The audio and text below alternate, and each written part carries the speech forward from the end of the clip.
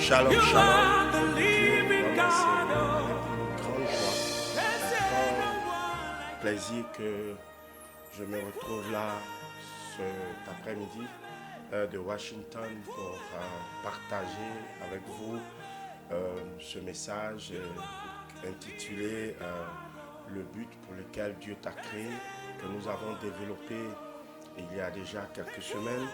Aujourd'hui, nous allons parler de pourquoi est-ce que tu dois t'attacher à Jésus.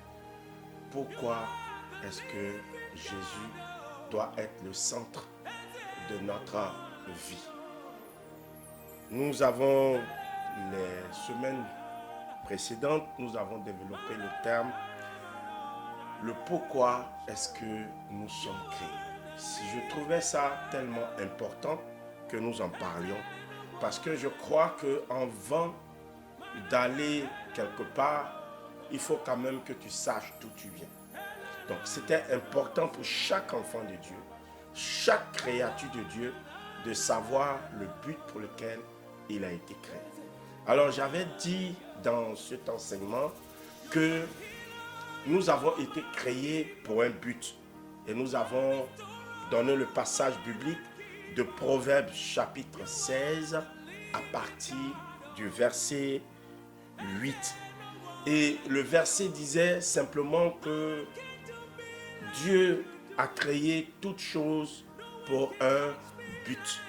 Mon frère, ma soeur, toi qui écoutes cet enseignement aujourd'hui, toi qui le partages, sache que tu es une créature merveilleuse pour Dieu. Tu es un enfant béni de Dieu. Tu es un enfant choisi de Dieu. Pourquoi est-ce que je te le dis? La Bible dit dans Proverbe 16 à partir du verset 8 que Dieu a créé toutes choses pour un but. Alors je ne crois pas que tu as été créé pour glorifier le diable ou glorifier une entité quelconque. Le but de Dieu, c'est que tu sois une créature merveilleuse à ses yeux. Amen. Voilà. Donc, nous avons développé ce terme et j'ai invité tout le monde à comprendre que nous n'avons pas été créés pour être la destruction de Dieu. Nous avons été créés pour être la gloire de Dieu. Amen. Voilà. Donc, nous avons donné des passages et nous avons parlé de Proverbe 16 à partir du verset 8. Nous avons parlé aussi de Colossiens 1, verset 16. Nous avons parlé de Éphésiens 1 à partir du verset 4 à 6. Et nous avons parlé de Éphésiens 2, verset 10, où nous avons expliqué dans le livre d'Éphésiens, Dieu nous démontre que nous sommes l'ouvrage de ses mains. Imaginez-vous un bel architecte qui est en train de faire une construction merveilleuse. Quand il a fait, c'est avec toute son intelligence, tout son savoir, pour que quand une personne arrive et voit l'œuvre, qu'il soit émerveillé de cette œuvre. Et Dieu a précisé dans ce passage d'Éphésiens que nous étions l'ouvrage de ses mains. Donc Dieu nous a fait de ses mains et il en a été fier. Genèse nous dit que nous avons été créés à l'image de Dieu et à sa ressemblance. Je ne sais pas si vous imaginez ce que ce passage veut dire. Dieu te dit que tu as été créé à son image. Oh, j'imagine l'image que Dieu s'est fait de lui-même. Donc imagine l'image que Dieu se fait de toi. Tu ne peux pas être l'objet pour glorifier le diable, pour glorifier une entité quelconque. Mais je crois que Dieu t'a créé pour que tu sois une créature merveilleuse à ses yeux et pour sa gloire. Amen. Voilà. Donc je pense que ce sont des passages qui doivent vous aider à lire et à relire, à essayer d'interroger le Saint-Esprit pour qu'il nous aide à nous éclairer. Nous avons aussi parlé de Romains chapitre 8, versets 28 à 30. Alléluia. Donc aujourd'hui, nous allons parler de pourquoi s'attacher à Jésus. Vous savez, frères et sœurs, à chaque fois que je parle de ce personnage, à chaque fois que je parle de ce roi des rois, de ce, je ne dirais pas le Seigneur, parce que j'ai regardé un reportage où on appelait le roi, on appelait le prince de Monaco, mon Seigneur. J'ai été un peu, pas choqué, mais qu'on appelle un homme mon Seigneur. Alors, je ne peux pas donner ce titre à ce grand personnage. J'aimerais qu'on l'appelle simplement l'Éternel, parce qu'il n'a ni commencement et il n'a ni fin. Je préfère ce thème pour le distinguer de notre vie quotidienne. Amen. Alors, c'est quelqu'un de spécial. Quand je parle de lui, je vous dis que je peux en parler tout au long d'une journée. C'est quelqu'un qui n'a pas son semblable sur terre. La Bible même nous précise que c'est pour cela Dieu l'a souverainement élevé. Wow. Dieu lui a donné le nom qui est au-dessus de tout nom.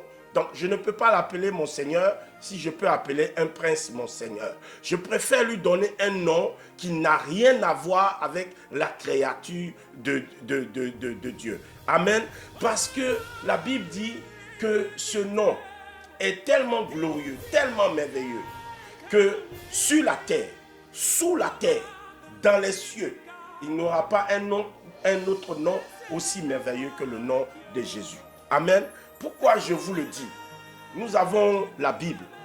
Et la Bible nous dit dans Josué chapitre 1, à partir du verset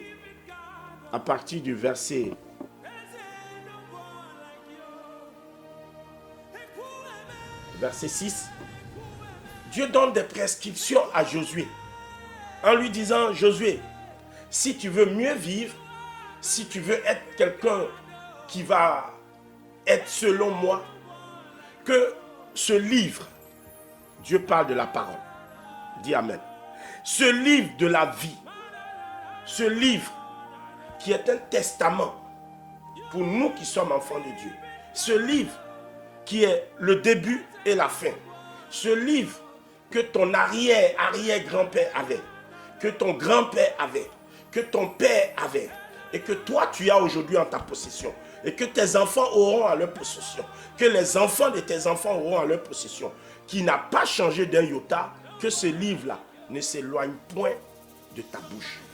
Amen. Parce que ce livre est la révélation de tout,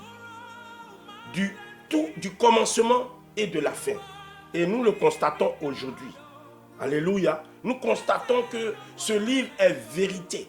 La preuve, c'est que Jésus, quand il parle, il a un mot qu'il dit qui m'impressionne. En vérité, en vérité. Donc, il dit toujours la vérité. Donc, la Bible dit que ce livre ne s'éloigne point de ta bouche. Amen. Car ce livre te donnera la vie et en abondance. Et ce livre aussi, si tu ne le prends pas dans le bon sens, il t'accordera ce dont nous n'avons pas envie de parler ce soir. Amen. Donc, je t'invite, je veux te présenter une personne. Pourquoi tu dois t'attacher à cette personne? C'est le deuxième thème de ce message que nous allons essayer d'étudier ensemble. Pourquoi Jésus? J'ai comme l'impression que la plupart de la créature de Dieu n'ont pas de problème avec Dieu, mais ont un problème avec Jésus. Alors, on va aller dans les Écritures et on va voir qui est Jésus, pourquoi Jésus, pourquoi je dois m'attacher à Jésus. Et aujourd'hui, ma plus grande joie, si tu voudrais faire plaisir à ta famille, à ta femme, à tes enfants. Tu voulais faire plaisir à ta famille. Tu voulais faire plaisir autour de toi. Mon frère, ma soeur, Jésus. Attache-toi à Jésus. Et pourquoi je te demande de t'attacher à Jésus? On va y aller pas à pas. Je vais d'abord prendre le livre de Exode, qui parle de l'Ancien Testament. Amen. Donc, le livre d'Exode nous parle de l'histoire de Moïse. Moïse qui va dans le désert et Moïse qui va à la rencontre de son Dieu. Alors, Moïse est confronté à un dilemme. Moïse a vécu dans la maison de Pharaon. Moïse a côtoyé les plus grands féticheurs, les plus grands marabouts, les plus grands mystiques. Moïse quitte maintenant Pharaon et Moïse se retrouve dans le désert. Moïse est en train de connaître un Dieu et le Dieu véritable. Et Dieu lui dit, je veux sauver mon peuple, mais j'ai besoin de toi, Moïse. Et Dieu dit à Moïse, va et dis-leur que c'est le Dieu, le Père d'Abraham qui t'envoie. Le Dieu d'Abraham qui t'envoie. Le Dieu de vos pères qui t'envoie. Et Moïse, qui, comme tout enfant, dira, mais Père, si on me demande, que dois-je dire? Vous allez trouver ce passage dans Exode chapitre 3 à partir déjà du verset 13. Et Exode nous dit quoi? Exode nous dit que Moïse dit à Dieu, mais si on me demande comment est-ce que tu t'appelles, qu'est-ce que je dis au peuple d'Israël? Une question extraordinaire et une réponse extraordinaire. Dieu qui répond à Moïse, si on te pose la question, dis-leur que je m'appelle je suis. Frères et sœurs, retenez le mot je suis. On va aller encore dans, je dirais, prenons même peut-être Ésaïe chapitre 53. Nous voyons un prophète extraordinaire, un prophète qui a existé, un prophète qui a prophétisé, qui a dit des choses qui ont surpris. Ésaïe présente Jésus d'une manière exceptionnelle. Il dit qu'il n'avait point, il n'y avait point en lui il passait son chemin et il était indifférent. Il n'était pas celui-là qui venait avec une grosse couronne, qui venait montrer sa gloire, qui venait se présenter au monde. Il n'avait ni beauté, ni éclat pour plaire. Donc, c'était un Jésus exceptionnel que nous allons rencontrer. Il est mort à la croix pour toi et moi. Il a sacrifié sa vie. La Bible même mentionne que quand il est venu sur la terre, c'était parce que Adam et Ève ont péché et que Adam et Ève n'étaient plus dans la volonté de Dieu, qu'il fallait une autre créature pour permettre à ce que toi et moi nous soyons sauvés. Alors pour que nous soyons sauvés, il fallait une personne qui allait descendre. Et la seule personne capable pour toi et moi, pour ma vie et pour ta vie, pour te sauver et pour me sauver, il fallait un sang qui n'était pas de péché.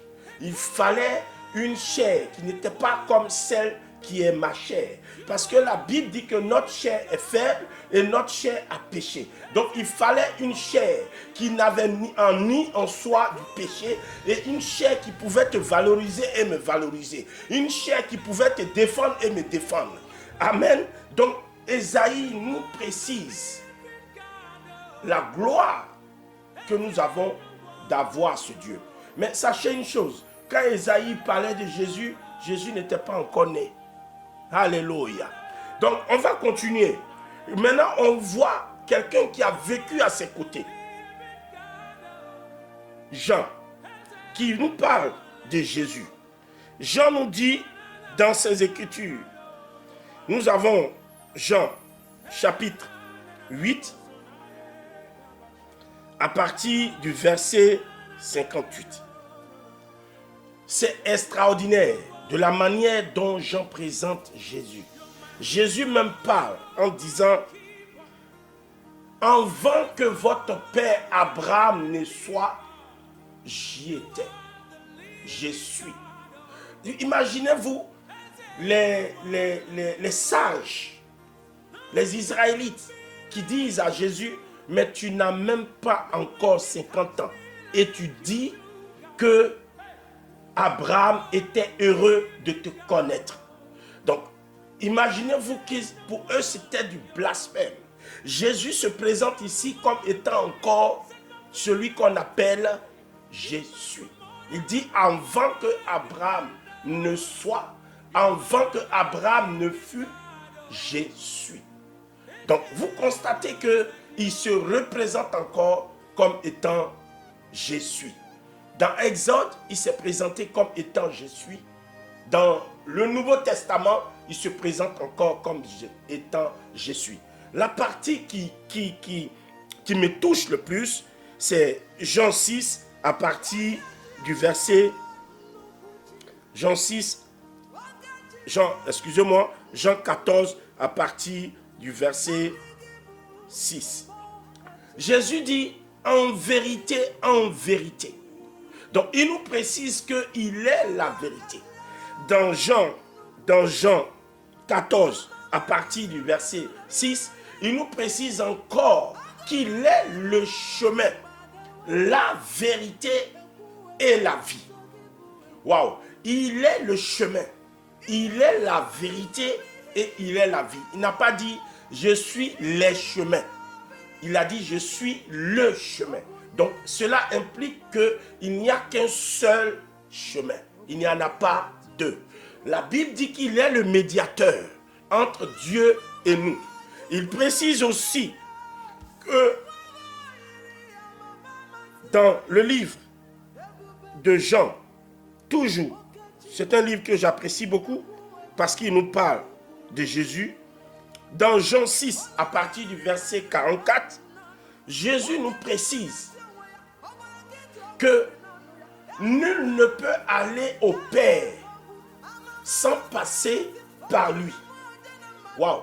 C'est-à-dire, tout ce que tu feras sur la terre, si tu veux, cherche l'argent.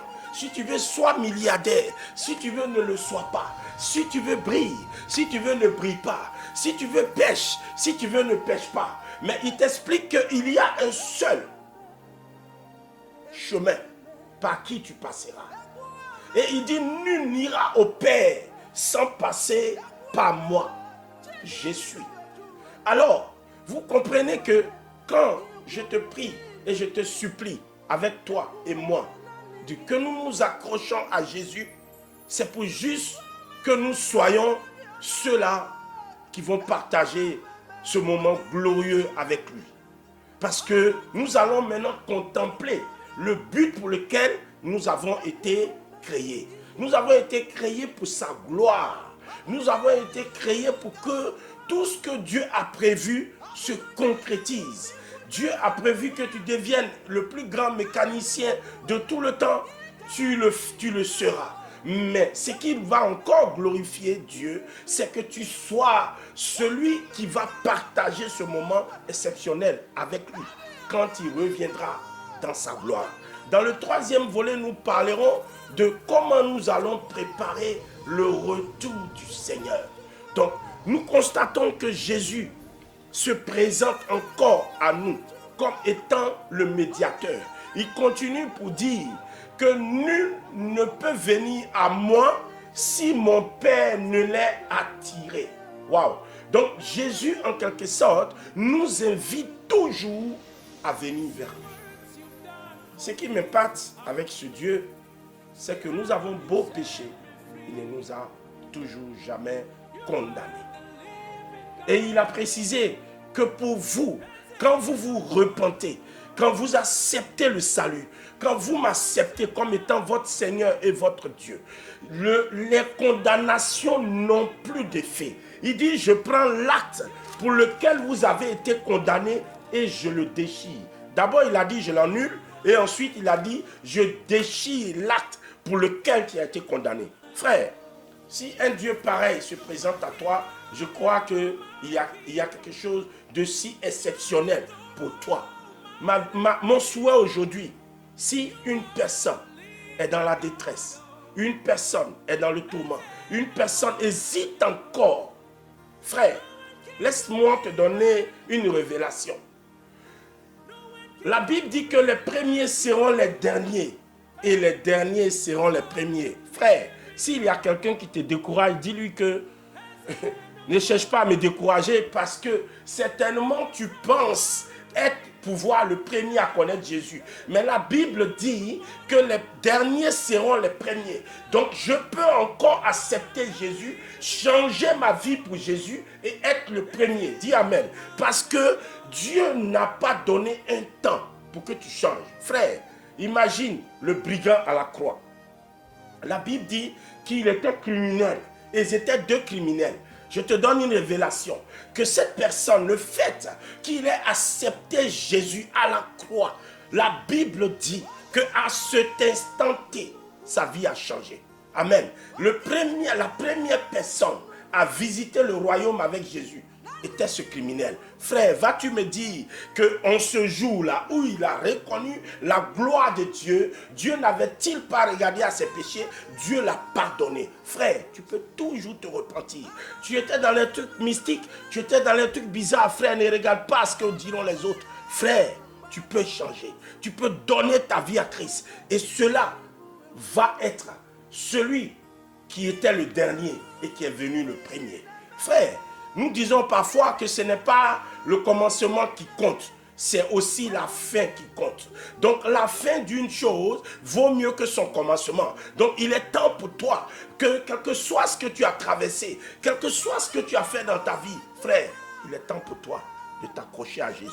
Donc je t'invite à t'attacher à Jésus. Et tu sais, la révélation qu'il y a dans le mot « je suis », si tu enlèves le « i » qui se trouve dans le « suis », tu verras que tu es en train d'écrire une histoire avec Jésus. Si tu enlèves le « i » qui se trouve dans le « suis », tu rejoins Jésus. Et le « i », c'est le « je suis », le Jésus incarné en la Vierge Marie, pour que tu sois aujourd'hui une gloire à ses yeux. Frère, il est temps pour nous de revenir au Maître. Il est temps pour nous de revenir à l'éternité. Il est temps pour nous de revenir à l'éternel. Parce que je ne veux pas l'appeler mon Seigneur. Si je peux appeler un prince mon Seigneur, je n'appellerai pas mon Dieu mon Seigneur. Je l'appellerai l'Éternel. Je l'appellerai Yeshua Mashiach. Je l'appellerai Elohim. Je l'appellerai l'ancien des temps. Le bouclier de ma vie. Je l'appellerai l'abri sûr. Frère, attachons-nous à Jésus. Ne regarde pas ce que les gens disent. Frère, qui est mieux pour te juger? Qui est prêt et qui a les moyens pour te juger? Seul Dieu a la capacité de te juger. Mais Dieu dit, ne juge point, afin d'être l'objet d'un jugement. Frère, je t'invite à accepter Jésus et en croire en lui. Attache-toi à lui. Il est vraiment la seule personne qui ne te trahira pas. On l'appelle déjà le fidèle. On l'appelle le véritable. Ça veut dire qu'en lui, il n'y a point de mensonge. Il ne te prendra pas aujourd'hui et puis ne te rejettera pas aujourd'hui. Quand il t'a pris, il t'a pris. Alors demande à ce Dieu de te changer, de te transformer. Frère, moi qui te parle, je suis l'objet d'une transformation. Je suis l'objet d'un renouvellement. J'ai été l'objet d'un rejet. Et Dieu m'a ramassé.